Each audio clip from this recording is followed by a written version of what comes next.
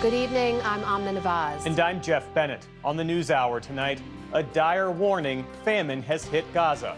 A food crisis group warns of widespread death if immediate action is not taken. The EPA undercuts the fight against climate change by planning to reverse a finding on the threats from greenhouse gases. And we speak with an FCC commissioner about the pressure she says President Trump is putting on media organizations. I see this as just another part of this administration's campaign of censorship and control.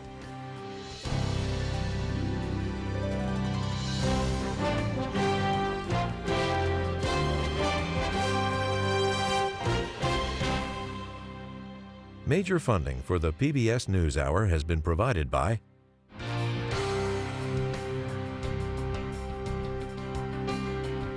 the ongoing support of these individuals and institutions, and friends of the NewsHour, including Kathy and Paul Anderson, and Camilla and George Smith. A law partner rediscovers her grandmother's artistry and creates a trust to keep the craft alive. A Raymond James financial advisor gets to know you, your passions, and the way you enrich your community. Life well planned. The John S. and James L. Knight Foundation, fostering informed and engaged communities. More at kf.org. And with the ongoing support of these individuals and institutions.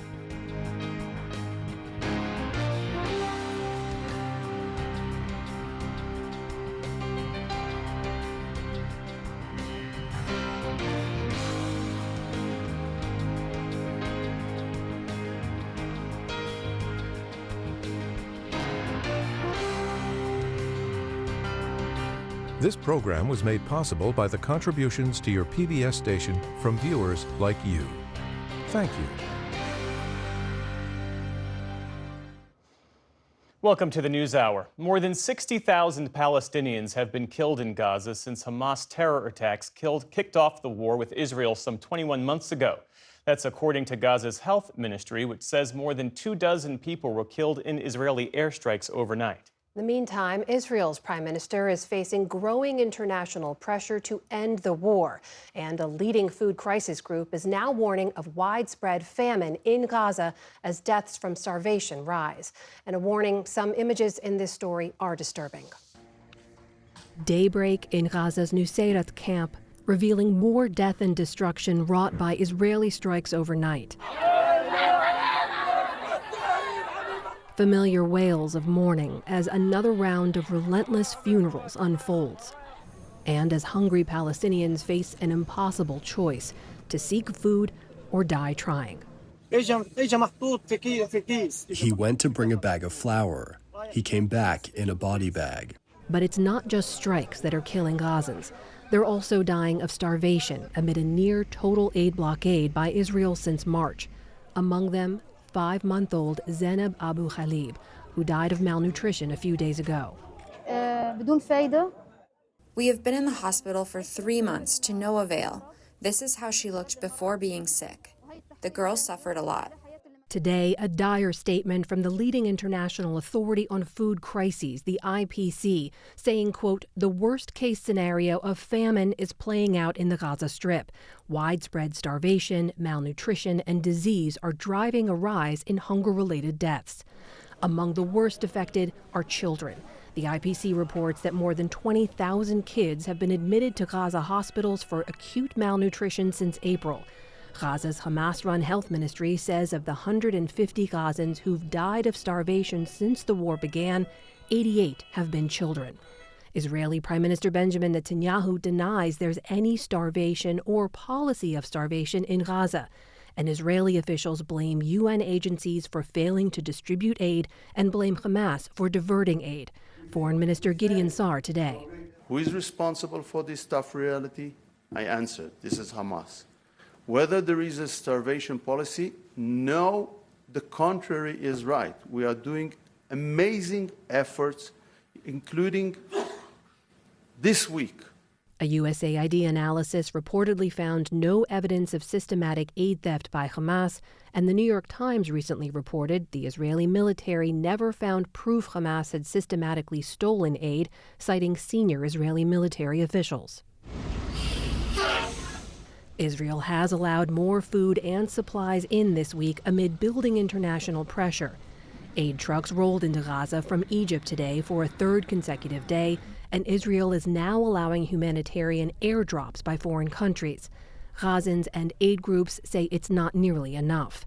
Meanwhile, in the UK, British Prime Minister Keir Starmer ramped up pressure on Israel today, saying his country will recognize a Palestinian state soon if Israel doesn't commit to ending the war. I can confirm the UK will recognize the State of Palestine by the United Nations General Assembly in September, unless the Israeli government takes substantive steps to end the appalling situation in Gaza, agree to a ceasefire, and commit to a long-term sustainable peace.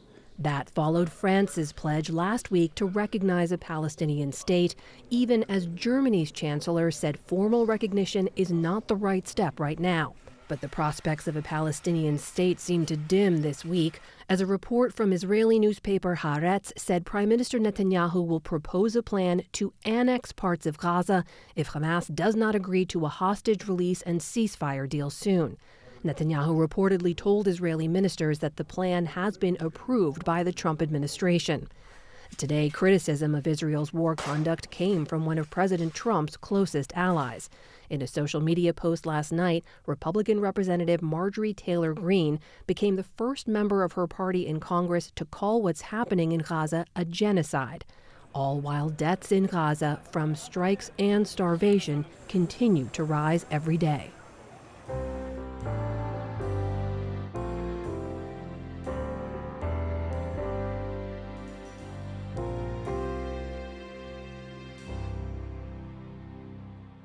We start the day's other headlines in New York City with new details on the gunman who killed 4 people at a Midtown skyscraper last night before turning the gun on himself. Authorities say 27-year-old Shane Tamura was a Las Vegas casino worker who drove across the country in the days before the shooting.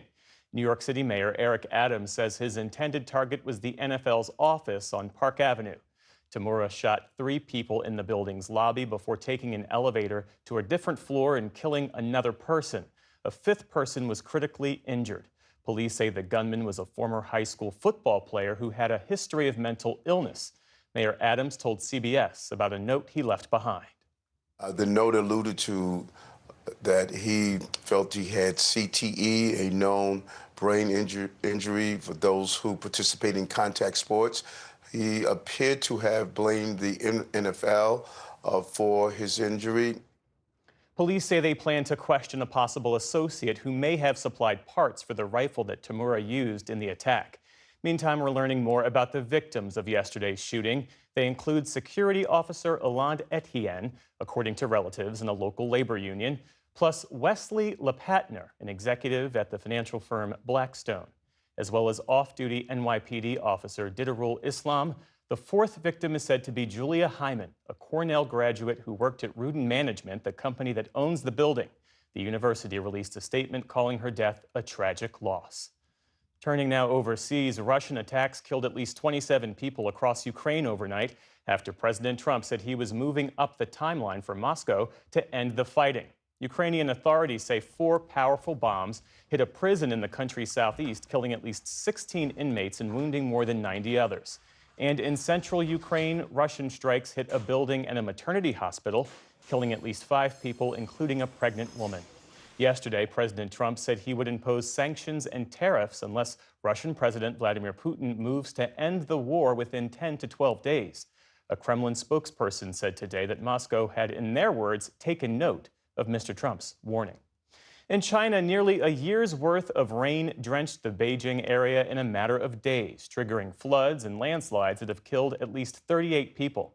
Some areas saw as much as 21 inches of rain, which peaked on Monday, sweeping away entire cars.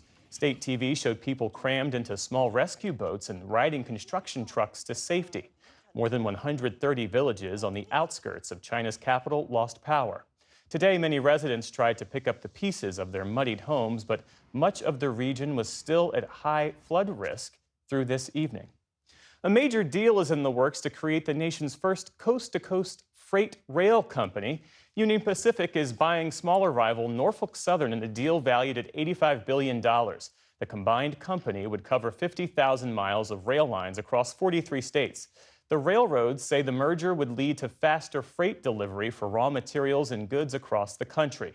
But the nation's largest rail union says it plans to oppose the merger, citing concerns about its impact on workers. And federal antitrust regulators still need to sign off on the deal.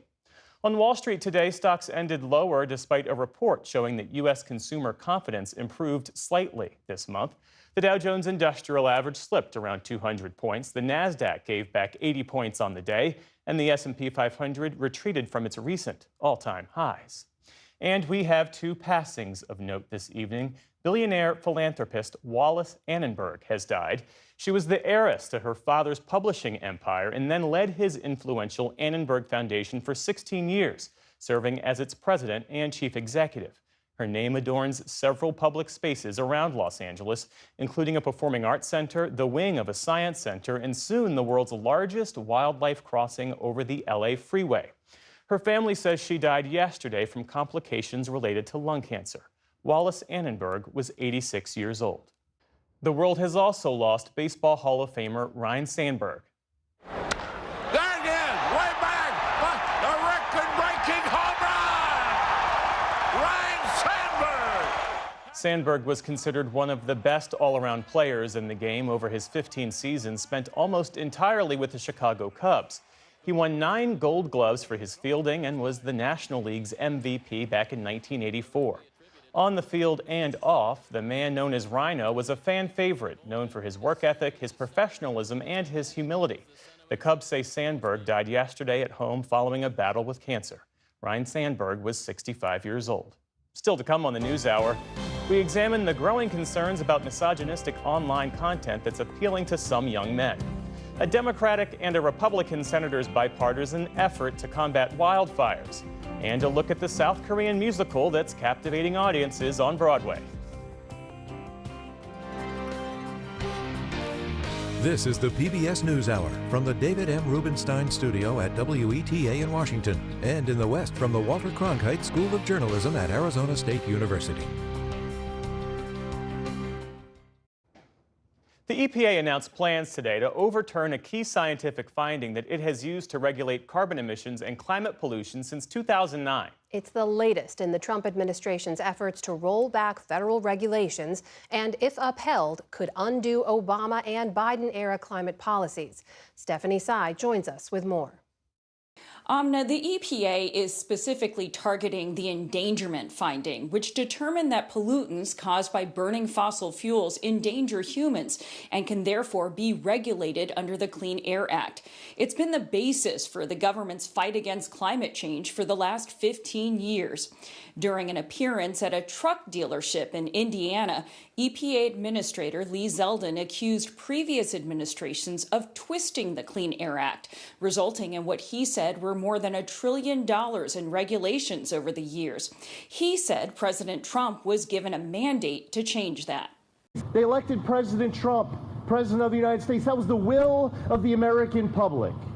And when they voted, they asked for, demanded that an agency like the EPA would be cognizant of their economic concerns, that all agencies would be applying common sense, that we at EPA must choose to both protect the environment and grow the economy, that it's not a binary choice. Joining me now for more on what this means and how it will affect current regulations, I'm joined by Ben Geman, energy reporter for Axios. Ben, thank you for joining the NewsHour. So first off, can the EPA do this? Just rescind the entire legal basis for regulating emissions? They can certainly try. Now, this is a proposal that went out today. If and when it is finalized, it will certainly be subject to very vigorous legal challenges. But yes, in theory, this is something that they can attempt to do, and it's a very bold and aggressive step. Because what we're seeing right now is the most stark example of the Trump administration seeking to sort of rip out its Democratic predecessors' climate change policies, really just root and branch. And I think it's also important to sort of see this on a continuum, right? It's part of a broader suite of efforts. Now, what this would do is, as you mentioned in the beginning of the segment, essentially overturn the legal underpinnings of regulating greenhouse gas emissions under the Clean Air Act. Real quick, a 2007 Supreme Court decision said that these emissions can be considered pollutants, and if EPA makes a finding that they endanger human health and welfare, that EPA can go ahead and start to regulate these emissions. This was directly about tailpipes, but by extension, it's about power plants, refineries, and other types of large sources of emissions. So what they're doing with this decision is essentially sort of trying to, in one kind of fell swoop, essentially knock out the pillars that hold up different types of regulations. Now, I should say they're also repealing other regulations in a sort of piece by piece way. So, but this is, like I said before, this is sort of perhaps the most direct assault, I would say. Okay, so there's a public comment period open now, and then what? How much could this roll back greenhouse gas regulations, and what would the impact of that be, including on future attempts to regulate emissions? Yeah, I think the last thing you said there is the most important because, this administration is already walking away from Biden and Obama era efforts to regulate emissions from cars, trucks, power plants, and so forth.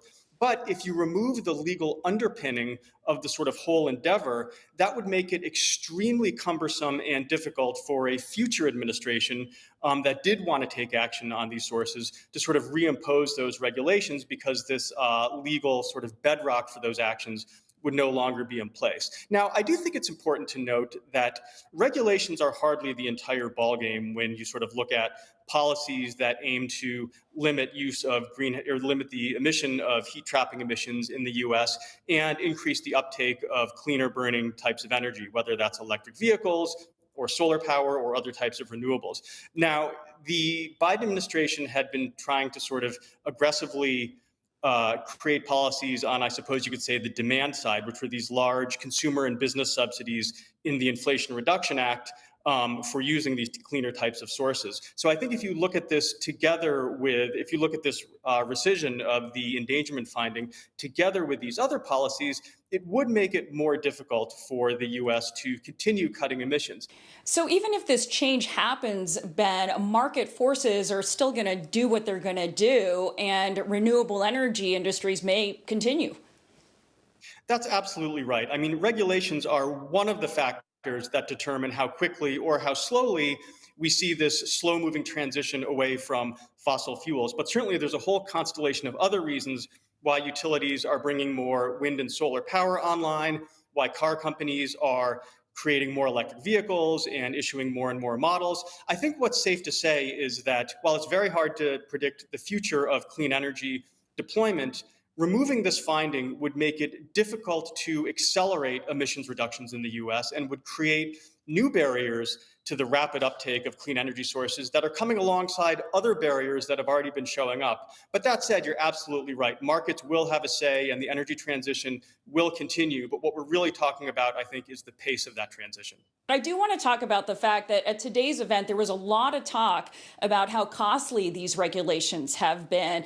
Have the American people and whole sectors of the economy been collateral damage in the transition away from fossil fuels? I mean, this is a very complicated question because any regulation has both costs and benefits, but those costs and benefits don't all accrue to the same people. Now, what I would say is that when you have seen the EPA under the Biden and Obama administrations issuing these types of Clean Air Act regulations, they do tend to find that on balance, the benefits far outweigh the costs.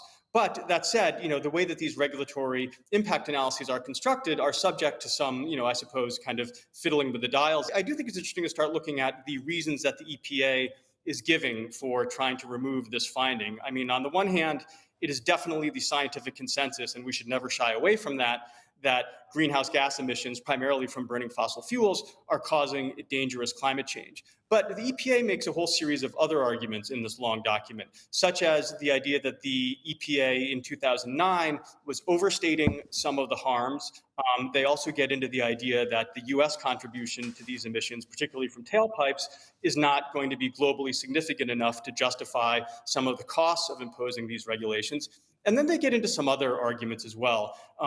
There their eyes are really on the Supreme Court, as are mine, because the Supreme Court has been issuing decisions in recent years that essentially pull back how much running room agencies have to impose new regulations unless Congress has sort of given them a very, very detailed and explicit blessing with which to do so. Ben Geman, Axios' energy reporter. Thank you so much for joining us, Ben. Thank you for having me on.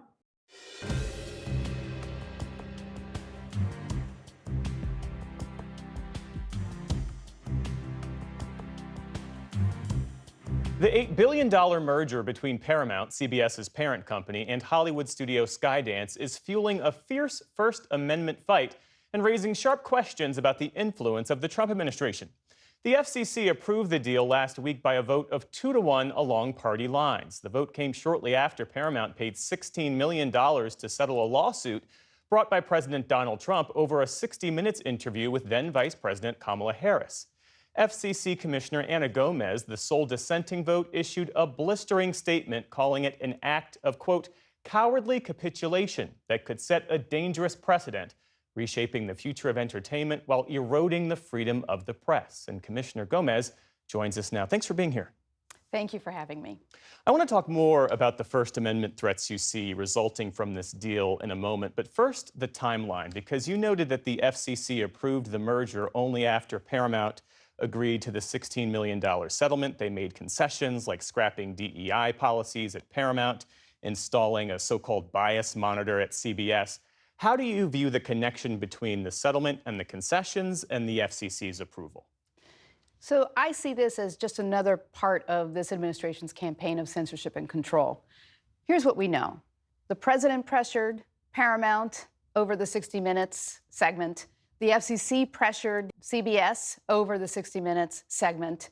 And it wasn't until we saw both the settlement of the president's lawsuit and also the concessions that you mentioned to eliminate all diversity, equity, and inclusion policies and to install a media monitor that will basically self-censor CBS's content that this deal was approved. That is a dangerous precedent. So in your view, how does the government's role in this case cross the line into threatening press freedom? What are the specific aspects that trouble you? A few things trouble me. One, first of all, is the fact that the FCC revived a complaint against CBS because of the 60 Minutes segment. And it did so after the expert staff had found that there was, in fact, no basis in the facts or the law for a complaint against CBS. Just to remind you, of course, this involved an interview with Kamala Harris in which CBS showed a different clip of her answer in one program and another clip in a different program. And this somehow blew up into news distortion. All they did was cut her answer for brevity, basically. And that is very standard, as you know, in the news business. So just reviving this complaint was a pressure campaign against CBS. And then that became the basis of this lawsuit that Trump had against CBS. And so what you saw was this pressure campaign that led to concessions. And that concessions of the media monitor is really serious because what they're saying is that they are going to self-censor basically for ideological purity, according to what this administration likes, and to report only in the way this administration likes. Apparently, bias is anything this administration doesn't like.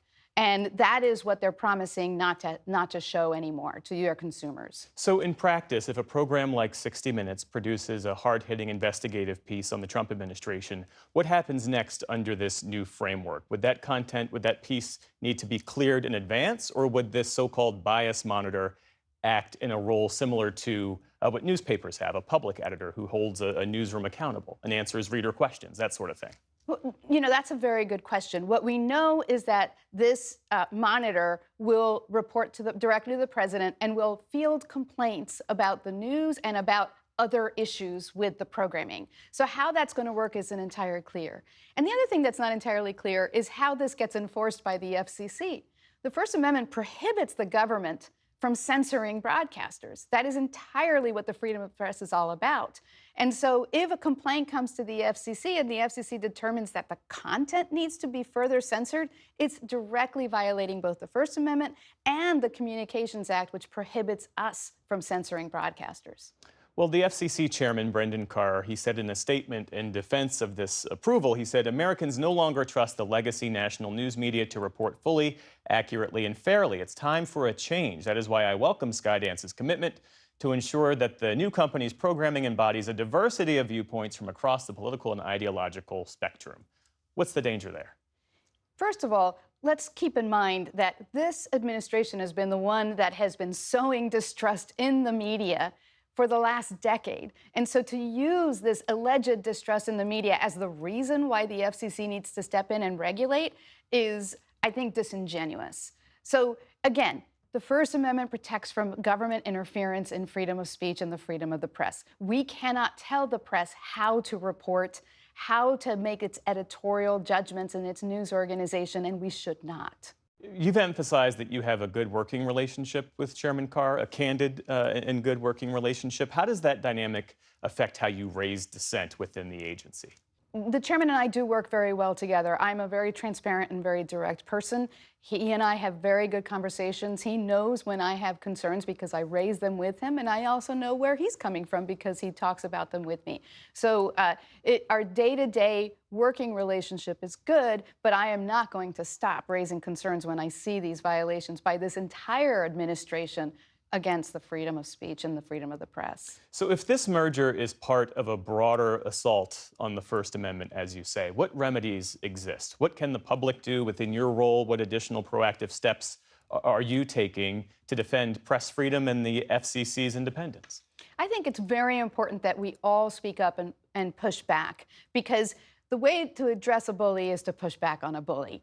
But it's also very important that we encourage people to understand where our freedoms are being violated or assaulted, as you mentioned, because capitulation breeds capitulation, but courage breeds courage. We need all institutions, all corporations, all users, all viewers, all listeners to stand up and push back. Are there specific pending or potential FCC proceedings where you're particularly concerned about similar ideological pressure as you see it, or levers being used in the future? What's happening is this administration is weaponizing the FCC as a licensing authority. So anytime that we have a license request or a transaction, another merger, the sale of a particular station, I am concerned that you are going to see similar demands for concessions that will lead to censorship. Self-censorship, whether it's pressured or imposed by the government, is in and of itself a violation of the First Amendment. And I'm concerned that this will breed more corporate capitulation because the bottom dollar is what these corporations want. They are not protecting their journalists. On that point, given the historical parallels between media regulation and authoritarian control in other countries aimed at whether it's silencing dissent or shaping public opinion, do you see signs of something similar happening in this country? I think we really need to protect our freedoms. We can't let this become the new normal. And a large part of that, like I said, is to speak up and to push back. FCC Commissioner Ana Gomez, thanks so much for being here. We appreciate it. Thank you. And a note, we reached out to Chairman Carr's office to request an interview. We plan to speak with him later this week.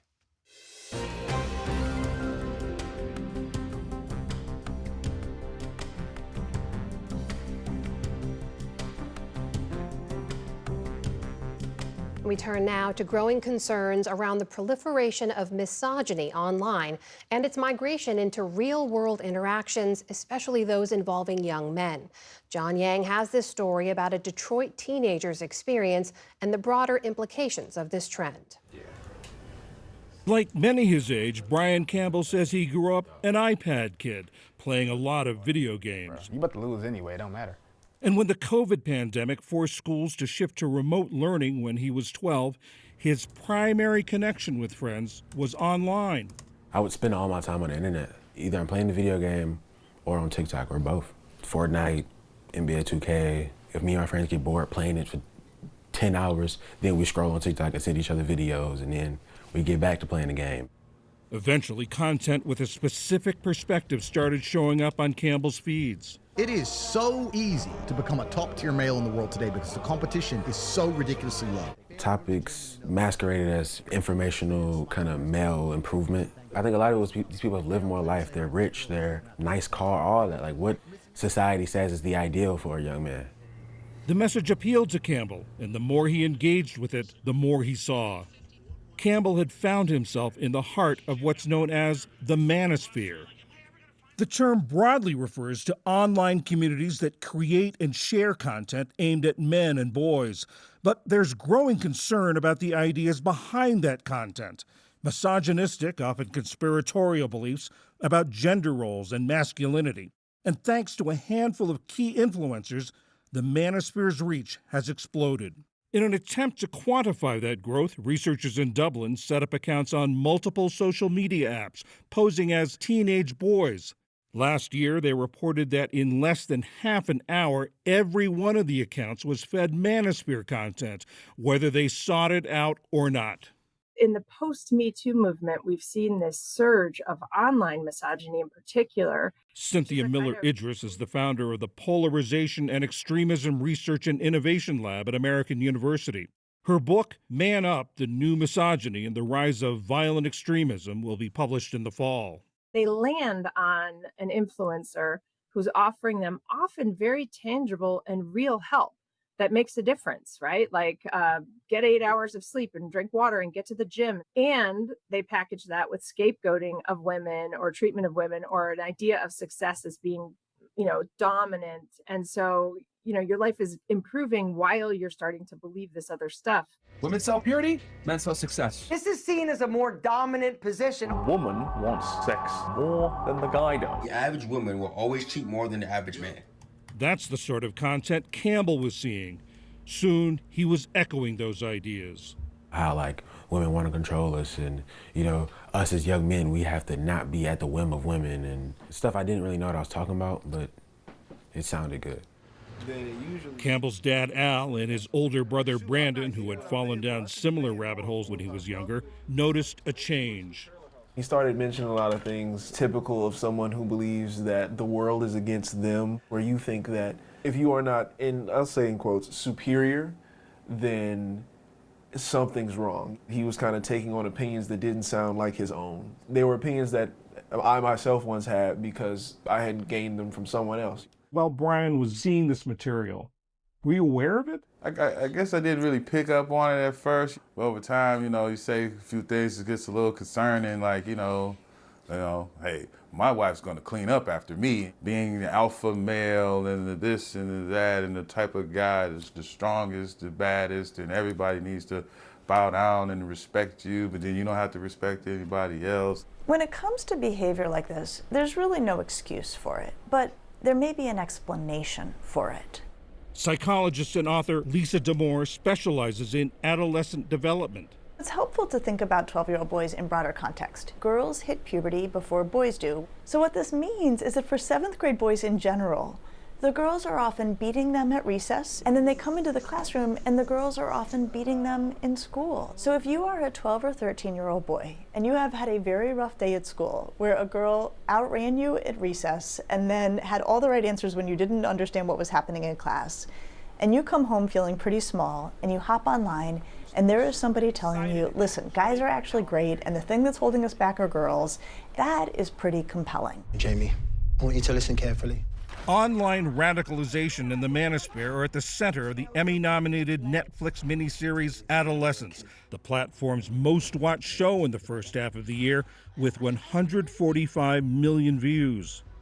It's a fictional account of how these influences lead a teenage boy to murder a female classmate. It's a call to action by the manosphere.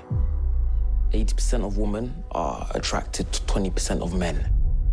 You must trick them because you'll never get them in a normal way.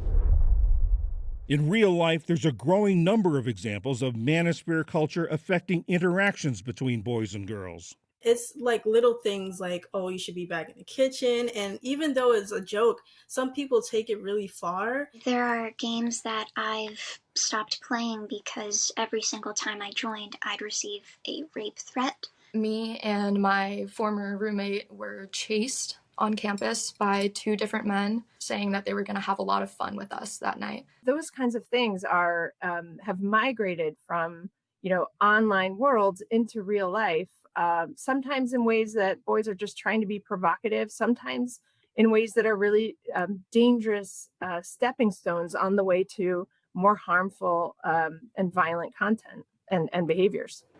Experts say the key to combating the spread of these ideas and preventing their worst effects is to engage with young men. Don't start with a lecture. Start instead with a question.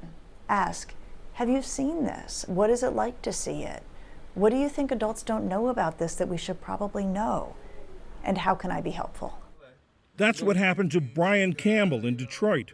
Around Thanksgiving 2020, his older brother, home from college, sat him down for a long conversation. So I wanted him to have a more, reflective idea of how he was engaging with others, how he viewed people, and how he interacted with them, less as ideas or groups of people, but as individuals. Campbell says that talk helped pull him out of the manosphere.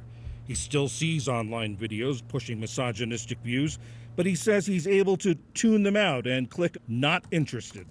A lot of it was reminding myself about, people in my life, like my grandma, my mom, remembering that there are real life women in my life that I respect and love, and that there's more to it than what the internet shows. This fall, Campbell will be a senior in high school. His summer is filled with internships and other programs. Now, when he hears friends make misogynistic comments, he tries to speak up. What I won't do, he says, is be complicit. For the PBS NewsHour, I'm John Yang in Detroit.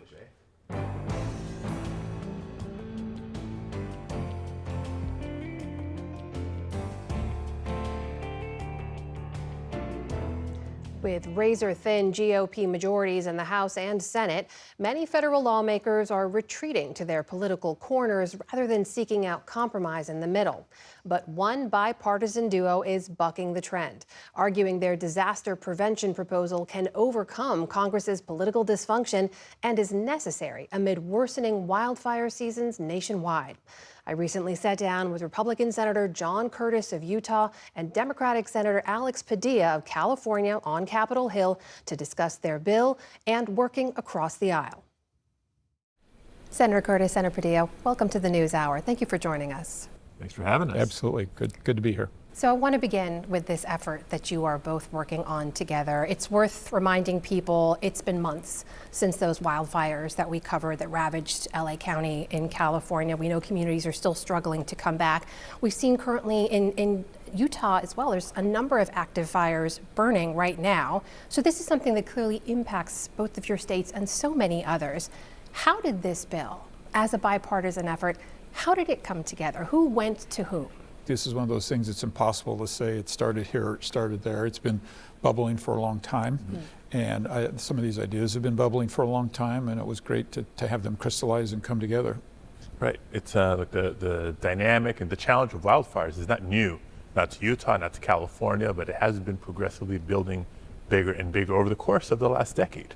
Right. More frequent fires, more devastating and larger wildfires, and given, I think, the scale of the damage in Southern California back in January, it just underscored the urgency with which we need to better prepare to mitigate and prevent fires when we can, or at least keep them from getting as big as they do. So it did provide the impetus for putting a lot of the proposals, bills that had been discussed in previous sessions together and sort of take advantage of the momentum that we had. So I want to tell people a little bit about what the bill proposes here, because it does aim to essentially overhaul how we manage forests in the U.S. It also aims to set up a federal wildfire intelligence center that would streamline information. Senator Curtis, how would that work? What does that change? The beauty of the bill is it is not just focused on one thing. It's focused on everything from starting early to prevent them, to deal with them while they're happening, and also deal with them afterwards.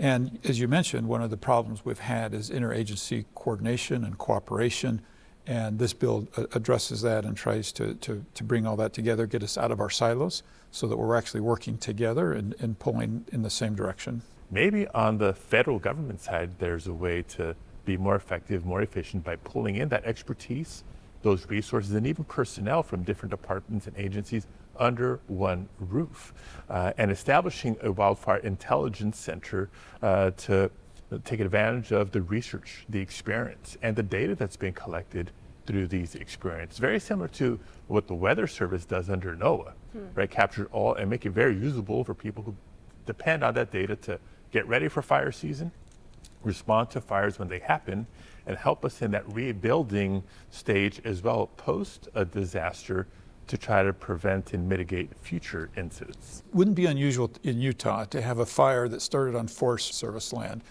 moved over to BLM land, moved over to state land, came down into a city or a county and encroached, and now you have all of these agencies competing with each other and how they're going to deal with this. And that, if we can bring that together and bring that intelligence together, we'll fight these a whole lot more effectively. So is there federal funding for this at a time when we've seen, it feels like the momentum around federal response and disaster response in particular is to pull back, to have states carry more of that responsibility? Well, first of all, let me bring up how expensive it is once these fires start. Right? If we're successful in what we're doing, we'll save the taxpayers massive amounts of money. The second thing I'd point out is we have asked for all the appropriations needed to do what's needed in this bill and still stayed within the limits that we're trying to target financially. How do you keep the politics out of it? And I say this because we've seen with President Trump sometimes an effort to withhold federal disaster funds when there's a Democratic state involved. How do you keep politics out of this effort? Wildfires don't distinguish between Democratic states and Republican states. It impacts everybody, and so that's our incentive to sort of check the partisan politics at the door and do the substantive work on behalf of our constituents. We've tried to build a bill that will last through many administrations, whether they're Republican or Democrat, and accomplish the goals and objectives of this regardless of the administration. So you're confident you'll have the votes in the Senate to get it to pass? This is the United States Senate. You're never confident of anything, right? Disaster preparedness, disaster response will maintain a bipartisan priority. In terms of the bipartisan effort that's gone into this bill, I don't want to assume anything here, but you may not even agree on what's fueling these more extreme fires, these longer wildfire seasons that we're seeing. Certainly folks on both sides of the aisle may debate over the reasons behind that. So how do you put that aside? We understand that the environment is drying, it's warmer. That's not contested, right? I don't really think we had any discussions about the cause of this. I think we can all Climate change never came up. It never came up. Like, we all know that it is drier and less rain and less moisture than we've had before. We all know that the seasons are longer and hotter. That is not a debatable thing. And but we do know that these fires are devastating our communities. They're very expensive, and the loss of life and property is something that can't be tolerated. That's why I like working with John, because we can maybe disagree on what words to use, but let's at least be grounded on truth and science and data. There's a number of factors fueling this that are really not partisan issues. There is another bipartisan effort in the House that I have to ask you both about because it's been dominating headlines, and that's the effort to release files related to Jeffrey Epstein. We've seen a number of Republicans in the House join a Democratic effort to release those files. Senator Padilla, you've seen a number of opinions on the Democratic side. I did hear your Democratic colleague, Senator Elissa Slotkin, say this isn't where her focus is because this is not where her constituents' focus is. What do you make of House Democrats' particular focus on this issue right now? Because it's the latest example, in my opinion, of the Trump administration, or at least Donald Trump, saying one thing on the campaign trail and then acting differently once he's in office. Or even earlier on in the administration where the Attorney General Bondi was holding up binders saying that the list was on her desk. And they turn around and say, well, there is no list of names. So which is it? You can't have it both ways. Were you telling the truth, now you're lying, or were you lying first and now telling the truth? So I come at it from a perspective of transparency and accountability. That's our job as members of the Senate, members of Congress, to hold this administration and any administration accountable. So you think that they're right to lean into that message right now? I think for two reasons. One, the issue of Epstein and the heinous crimes related to that, but also as yet another example of this administration doing anything but being transparent and accountable. Senator Curtis, both Speaker Johnson and Senator Graham have recently said they support the files being released in some form as long as victims are protected and the information is credible. Do you agree with that approach? This isn't only a Trump administration issue. All of these files existed with the previous administration, and they also chose not to release them. And I think this really points out how desperate the American people are for transparency, how much we're doubting institutions, and that this is a real opportunity for us to step up and say, nothing to hide. I'm going to make you a bet right now that our two names aren't on that list. And let's give the American people some transparency. Let's also not make this a major distraction. We have important things to do. If this gets in the way of our bill, that's going to be a problem, right? So I think we can do both, right? Let's be transparent, but let's also not stop the work of the Senate. For the people who are watching this interview, who may themselves disagree with their neighbors, their friends, their family on many of these issues, how do you come together? How do you find space to work on the things that you do agree on? Give us some tactical, tangible tips. Senator Curtis? Yeah, I think one of my aha moments was coming to Washington, D.C. and realizing that people can be very genuine and have different perspectives than I have. So let's begin with realizing that they're genuine and they see things differently than I do. And just because they're different, it doesn't mean that they're not genuine. It's one thing to say, well, we're negotiating a budget and we're adjusting some numbers around the edges here and there, or even tax policy, right? What do we really care about versus looking at the fiscal health of our country? And then there's those much more controversial in some eyes issues, sensitive issues in some people's eyes. And I think immigration is on the top of the list when it comes to people feel very passionately, maybe over here or maybe over there. But like you said, if we can disagree on 99 things but find one area of agreement, as much as I may disagree with you on those other 99, I owe it to my constituents to work hard with whoever I need to work with to try to make progress, maintaining my values, maybe compromising a little bit around the edges, but maintaining my values as a result. I think it's you owe it to your constituents to do the same, I owe it to mine, and wherever we can see that overlap, then we lean in. I think compromise gets a bad rap. And I think it's because oftentimes people look at compromise like, you give up half of what you want, I'll give up half of what I want. We'll both plug our nose and support this. That's bad compromise.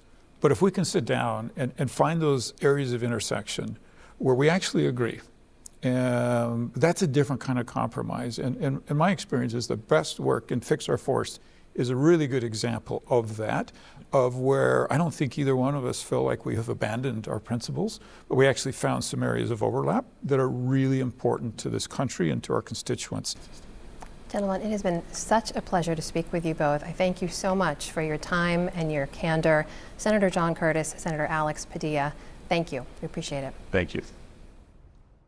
And online, you can hear more from the senators on immigration, including reflections on the moment that Senator Padilla was handcuffed by federal agents last month. You can find that part of the conversation on our YouTube channel. It's a musical called Maybe Happy Ending, and if that title leaves you guessing about the storyline, there's no doubt the show itself is getting its due. It's the winner of 6 Tony Awards, including Best Musical. Senior arts correspondent Jeffrey Brown has a look for our arts and culture series, Canvas. Then I start my day. Oliver leads a fairly routine life.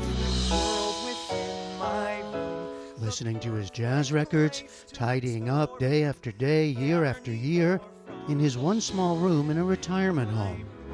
I choose a book and I read. But we're in the near future and Oliver is a robot, a now obsolete model living out his time. Replacement parts are no longer being made. So he's different from you and me, right? I think one of the most beautiful sentiments of the show is the way that love makes things alive. Love makes things, quote unquote, human, but I'll use the term alive.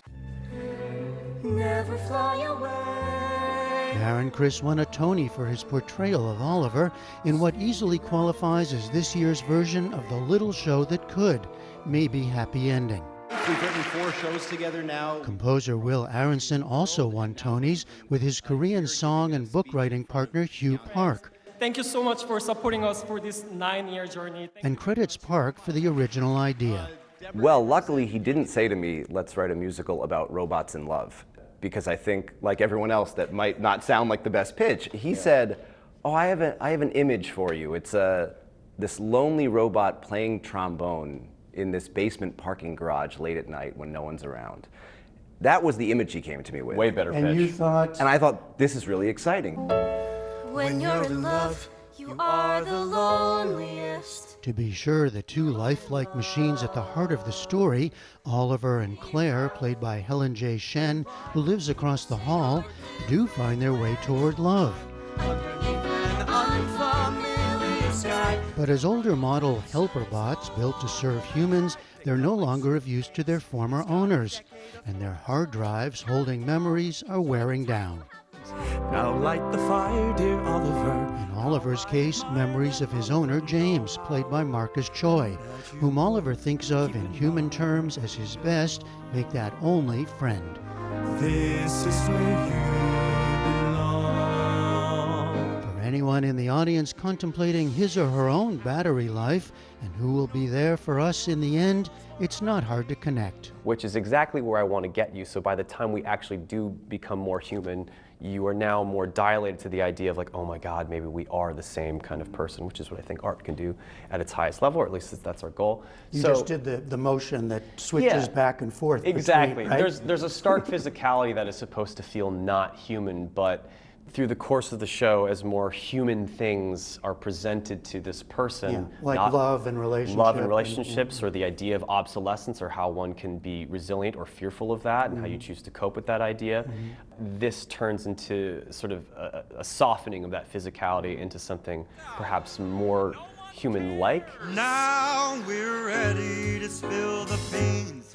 In addition to Chris and Shen, there's an old-style crooner played by Des Duran, And it's time who regularly appears, evoking Oliver and his owner's love of jazz in an earlier life. Thank you to all the helper bots. Director Michael Arden and scenic designers Dane Laffrey and George Reeve all won Tonys for the production and stagecraft that includes a sliding panel set that keeps a relatively quiet story continually on the move. Today the smiles too are warmer than the norm. The music itself avoids the big and brash numbers, at times over the top, of many of today's Broadway musicals. We love to come to a show or any work of art where we feel like a world is being created. Yeah. And certainly the approach to the acting, the approach to the directing, the physical staging, all of these are so unique. I mean, you haven't seen these things before, and I think we also wanted a musical world that was a little different. I think so you come out remembering the world of it. You know, it carves out a little space in your brain, maybe. But even so, Maybe Happy Ending nearly crash-landed early on, facing delays in development, including from the pandemic, and a very slow box office as it began its Broadway run. As producers found it hard to market a show like this.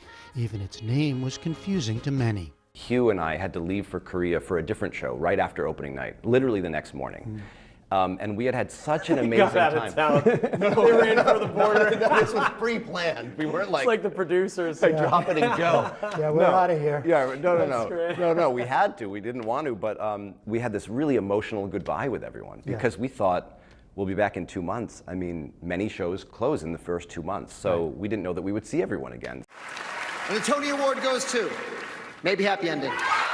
They certainly would see one another again, including on the biggest Broadway stage, the Tonys. But, says Chris, the Tonys were not on the itinerary. That's not why we're here. That's not why I said yes to this show. Why I wanted to do the show. It's not something you can plan on. It's not something, and if you do, that's probably a surefire way to really disappoint Yeah. yourself. Yeah. So why do you do what you do? Well, I feel We don't know how to do anything else, man. Exactly, no. It's the way that it always was. and now they do have a big hit, a happy ending for sure. And Darren Criss has his own personal dream for the show. Decades from now, I'll be in some random place, some city that I've never been to. And somebody says, hey, you know, we're actually doing Maybe Happy Ending at the local whatever. It's community theater, high school theater. Would you come? And I go, you know what, yeah, I'd love to. And I go, and it's not a great production. I'll be like, We made it. That's right. We did it. You know why? Because that means this show would have punctured the cultural zeitgeist enough to where everybody is doing it. Yeah. Done with love. Done with love. Yeah. And enough people will see it that will be inspired, or people that are in it that will be inspired to maybe work on Broadway one day. So when you say maybe happy ending, I do go, it's maybe happy beginning yet again. You know you're stronger than you think. That beginning continues on Broadway and starting next year with a North American tour. For the PBS NewsHour, I'm Jeffrey Brown in New York. Sitting by your side on a sunny day. When you're in love. When you're in love. And that is the NewsHour for tonight. I'm Amna Nawaz. And I'm Jeff Bennett. For all of us here at the PBS NewsHour, thanks for spending part of your evening with us. Major funding for the PBS NewsHour has been provided by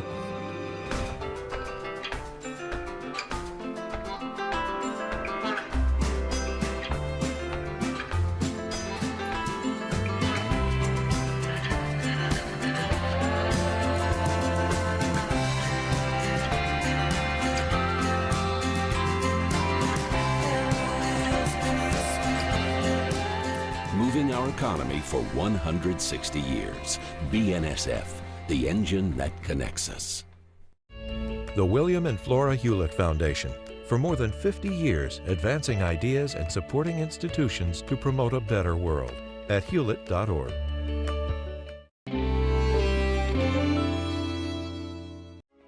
The Charles F. Kettering Foundation, working to advance inclusive democracies. Learn more at kettering.org. Carnegie Corporation of New York, working to reduce political polarization through philanthropic support for education, democracy, and peace. More information at carnegie.org.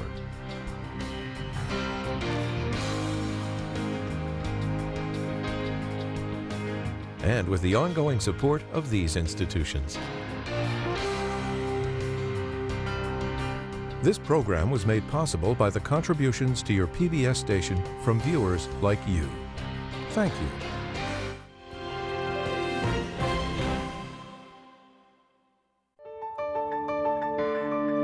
You're watching PBS.